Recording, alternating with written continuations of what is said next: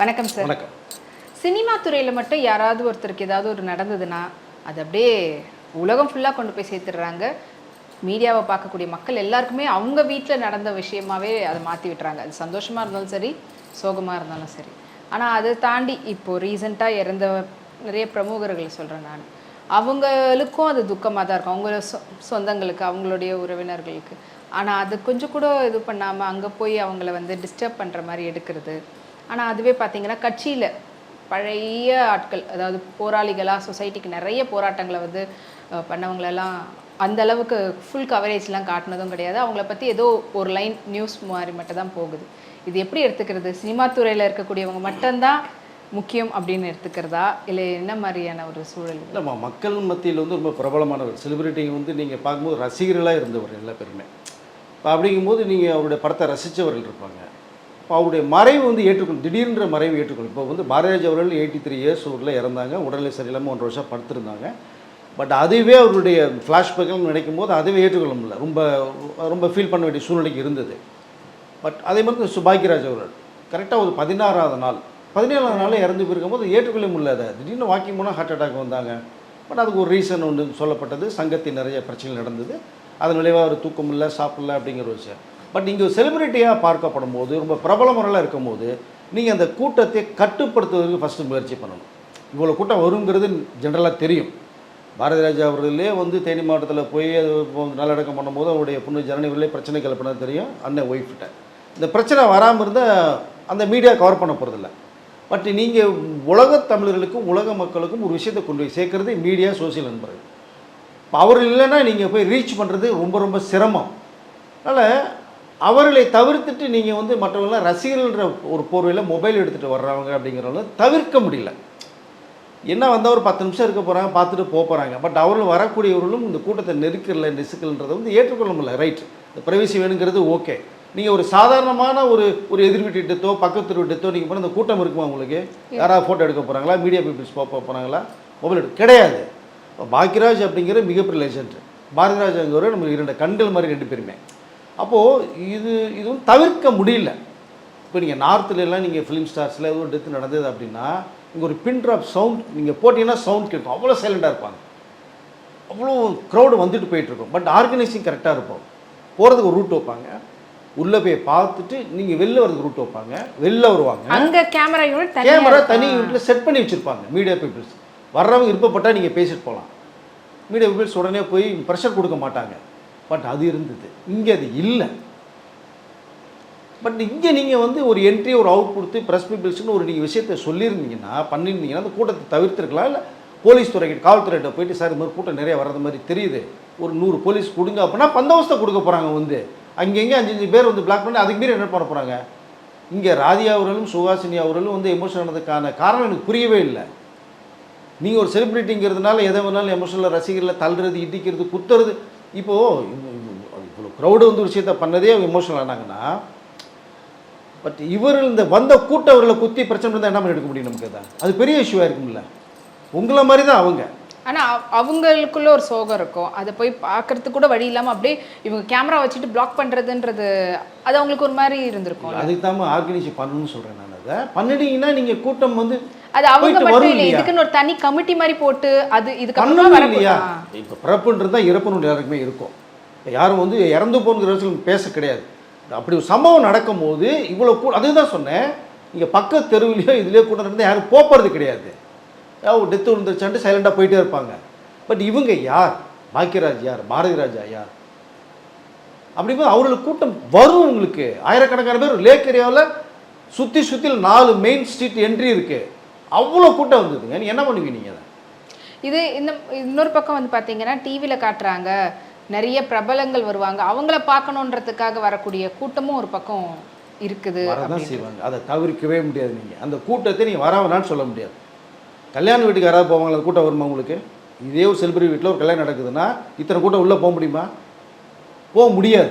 அவர்களே போக மாட்டாங்க ஃபர்ஸ்ட் ஆஃப் ஆல். ஏன்னா அங்கே அலையாக இருந்தாலே போக முடியாது. இது அப்படி கிடையாது. ஒரு துக்க செய்தி வந்த இடம், அதுக்குள்ளே வர்றாங்க. அப்போது இல்லை இவ்வளோ கூட்டம் வரும்னா நீங்கள் பாக்கியராஜ் அவர்களே ஏதோ ஒரு இடத்துல போய் நீங்கள் பொதுவாக வச்சு நீங்கள் காமிக்கிற மாதிரிக்கு ஒரு விஷயத்தை பண்ணணும். இப்போ இங்கே மீடியா பீப்புள்ஸ் நம்மளுடைய சகோதரர்கள் போகிறாங்க கவரேஜ் பண்ணுறாங்க அப்படின்னா இப்படி இருந்த ஒரு பாக்யராஜ் இன்றைக்கி இப்படி இருக்காருன்னு என்ன காரணங்கிறத நீங்கள் வெளியில் இப்போ சிங்கப்பூரில் இருக்கிற பார்க்க ஆசைப்படுவேன் பண்ண மாட்டேன். நீங்கள் இதுக்கு முன்னாடி எந்த மீடியாவுமே பெரிய அளவில் கிடையாது, சோஷியல் மீடியா கிடையாது. நீங்கள் மக்களில் போய் கொண்டு ரீச் பண்ண முடியல, ஒரு நாளைக்கு அப்புறம் தான் தகவலே போகும்.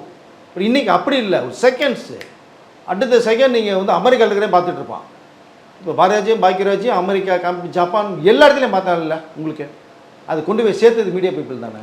நீங்கள் அவரில் உள்ளே வரக்கூடாது, ஒரு இடத்துல போய் நில்லுங்க அப்படி சரி நிற்க வைங்க, அதுக்கு ஒரு பிளேஸ் ரெடி பண்ணுங்க. ஆரம்பத்திலே சொன்னாங்களே இங்க இருங்க இங்க எல்லாரும் வருவாங்கன்ட்டு, அதை தாண்டி இவங்க 2 யூனிட் 3 யூனிட்னு போட்டு இங்க ஒருத்தவங்க அங்க ஒருத்தவங்க கவர் பண்றதுனால வரக்கூடிய பிரச்சனையும் இருக்குது. சரிங்க, அவங்க பண்ணது ஒரு பாக்யராஜ்ன்ற ஒரு பெரிய சகாப்தத்தை வரலாறே காமிக்கிறது தான் பண்ணாங்களே தவிர அவர்கள் வந்து வேற ஒரு நோக்கம் அவர்கள் கிடையாது. ஆனால் டிஆர்பிக்கே நீங்கள் பண்ணுறீங்கன்னு சொல்லலாம், தவறான விஷயம் அது. டிஆர்பி இந்த விஷயத்தை பண்ணுவாங்களா? கிடையாது. நீங்கள் அன்றைக்கி நைட்டு பாக்யராஜ் அவருடைய வீட்டில் வந்து கரண்ட்டு போயிடுச்சு, லைவ் டெலிகாஸ்ட்டு நிற்குது. நீங்கள் காலிலேருந்து வந்தவங்க எல்லா பேரும் போயிட்டாங்க, 2-3 மீடியா பீப்புள்ஸ் நின்றுட்டு இருந்தாங்க. அவர்களுக்கு என்ன தலையெழுத்தா? கிடையாது. இப்படி ஒருத்தர் இல்லை, நம்மகிட்ட இருந்தவர் இல்லை, அவரை நம்ம போய் ஃபோக்கஸ் பண்ணி காமி. அது ஒரு கண்டென்ட்டாக தான் பார்க்குறீங்க அப்படின்ற மாதிரி தானே ஒரு பக்கம் சினிமா செலிபிரிட்டிஸ்ன்ட்டு இல்லை, மற்றவங்களே பொதுமக்களே இப்படி தானே ஒரு கண்டென்ட்டாக பார்த்து நீங்கள் போட்டுக்கிட்டு இருக்கிறீங்க அப்படின்னு சொல்கிற அளவுக்கு தானே. இல்லை, அதை தவிர்க்க முடியாது. ஃபஸ்ட்டு நீங்கள் கண்டென்ட் எடுத்துக்குவீங்களோ, நீங்கள் ஸ்கிரிப்ட் ஒர்க் எடுத்தீங்களோ, அதை எந்த வார்த்தைனாலும் யூஸ் பண்ணலாமே தவிர அதை தவிர்க்க முடியாது. இன்றைக்கி இருக்கிற சூழ்நிலை இந்த டெக்னாலஜியில் மீடியாவில் ஒரு விஷயம் நடந்தால் அதை உலக மக்களை கொண்டு போய் சேர்க்கறது மீடியா பீப்புள்ஸுக்கு இருக்குது. அது ஆனால் சினிமா பிரமுகர்கள் மட்டும் ரொம்ப வேகமாக நடக்குது. ஏன் அரசியல் களத்தில் ஐயா நல்லக்கண் அவர்கள் பண்ணாத போராட்டங்களா, அவர் சொசைட்டிக்கு பண்ணாத விஷயங்களா?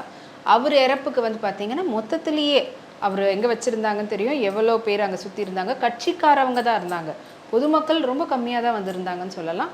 அரசியலில் இப்போ சிஎம்மாக இருந்தவங்க எல்லாருமே மினிஸ்டர்ஸ் அவங்களாம் போயிருந்தாங்க.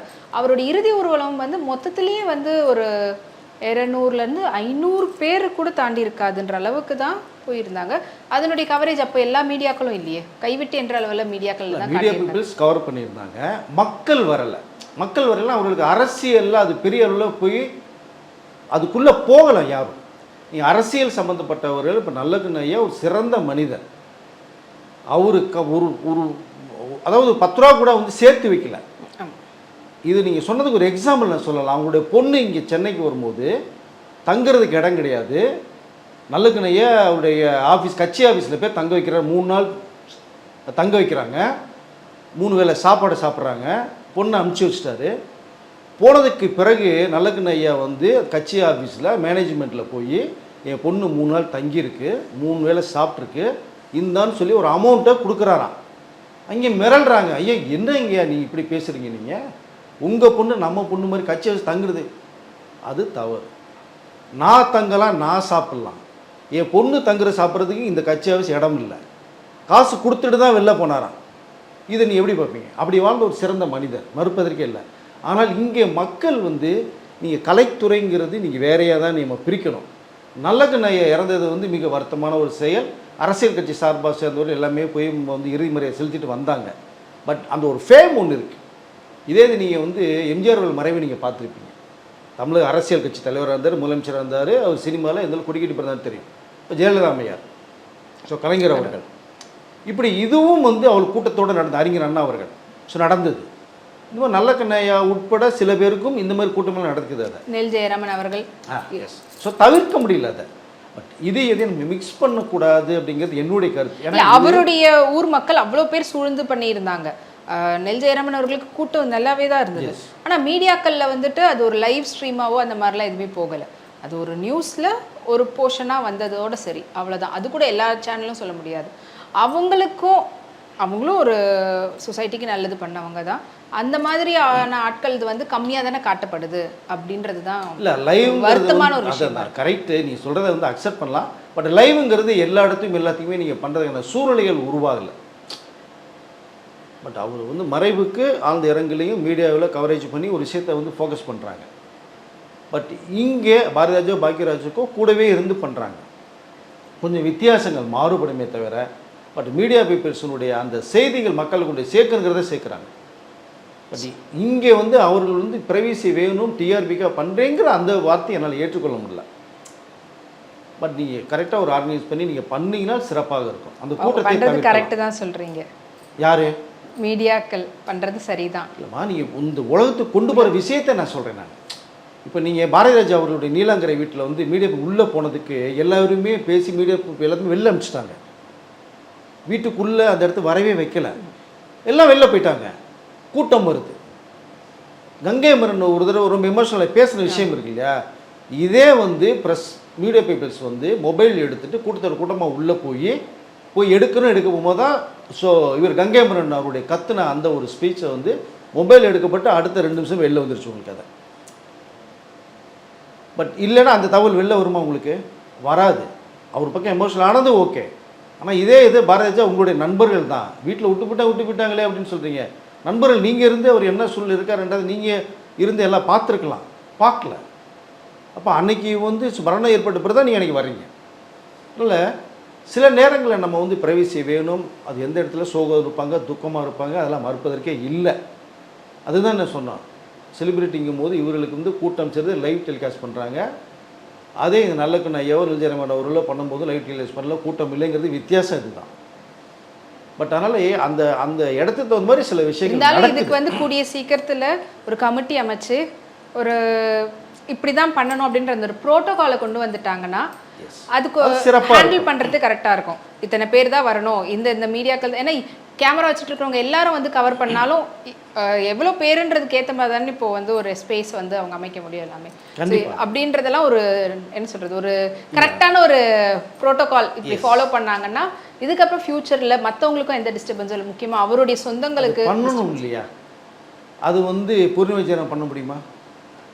சாந்தனம் பண்ண முடியாது. நீங்கள் அவர் அபிமானிகளாக நீங்கள் வெளில வர்றீங்க இல்லையா? அவர் பாய்க்கிற சாதனால் கிடையாது. இயக்குனர், தயாரிப்பாளர், நடிகர், ப்ரொடியூசர், மியூசிக் டைரக்டர், இத்தனை சங்கங்களையும் மெம்பராக இருக்கார். உங்களுக்கு எழுத்தாளர் சங்கத்தினோட இந்த தலைவராக இருக்கார்.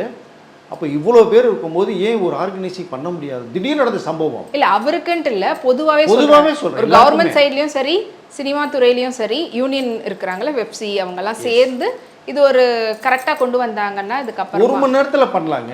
டக்குன்னு பண்ணலாம். இந்த பேரிகார்டை போகலாம், உருட்டு கட்டி எடுத்து நீங்கள் ரெடி பண்ணி டக்குன்னு கயிறு கட்டி வச்சு ஒரு அசம்பிள் பண்ணலாம். நீங்கள் 1 மணி நேரம் எடுக்குமா? ஏறங்க, அது கூட லேட்டாக இருந்துங்க. பவுன்சரை நீங்கள் எத்தனை பேர் இடத்துல விழா கூப்பிட்டு போகிறீங்க? கூட்டம் மேலே அது ஆடியில் வச்சுக்க நீங்கள் தனியாக போகும்போது யாரும் வந்து முட்டி மோதுறது கிடையாது. 10 பேர் ரைட்டில் போ, லெஃப்ட்டு போன்னு உலகத்தில் வந்து குதிச்சது மாதிரில அப்படி தாங்கி கூப்பிட்டு போகிறீங்களே, அந்த பவுன்சரை 10 பேர் இறக்கலாம் இல்லையா? நீங்கள்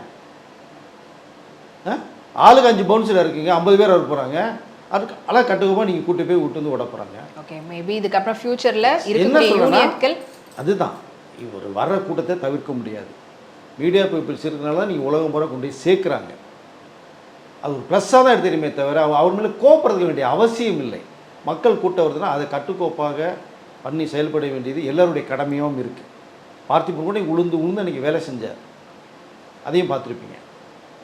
ஸோ அதனால் எல்லா பேரும் ஒரு வேலையை எடுத்துகிட்டு கையில் பண்ணும்போது இது ஒரு வேலையை எடுத்துகிட்டு ஒரு குரூப் நீங்கள் பண்ணினீங்கன்னா இந்த மாதிரி அசம்பாவிதங்கள் கூட்ட நெரிசல் வராத அளவுக்கு வந்து அவர்கள் வந்துட்டு போகிறதுக்கு ஈஸியாக இருக்கும். ஸோ தவிர்க்க முடியாது.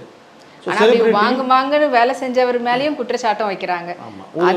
உதயக்கிணறு வந்து நீ சாகும்போது கூட்டமே வராதியான்றாரு. அந்த மாதிரியான செயல்களும் இன்னமும் நீங்களே எல்லாம் பண்ண மாதிரி ஒரு விளம்பரத்தை தேடுறீங்க அங்க வந்துன்ற மாதிரி கூட அவர் மேல ஒரு தேட வேண்டிய அவசியம் கிடையாது. அவர் மேல அப்படி ஒரு குற்றச்சாட்டம் வருது சோஷியல் மீடியா. நான் என்ன சொல்லிக்கிறேன், இதுதான் சொன்னேன், கல்யாண வீட்டுக்கு நீங்கள் அழைக்கலாம், நீங்கள் போகலாம். இந்த துக்க செய்தி வீட்டுக்கு நீங்கள் அழைக்காம தான் போகணும். பார்த்திபன் ரெஸ்டாரண்ட் தான், அந்த பார்த்திபன் மேலே சாபம் விட்ட ஒரு ரெஸ்டாரண்ட் டைரக்டர் தான் இல்லையா? பாக்கியராஜுக்கு நெருங்கிய நண்பர் தான். அப்போ ஏன் அவரு போய் இருந்து வேலை பண்ணது, இவர் ஏன் போகல?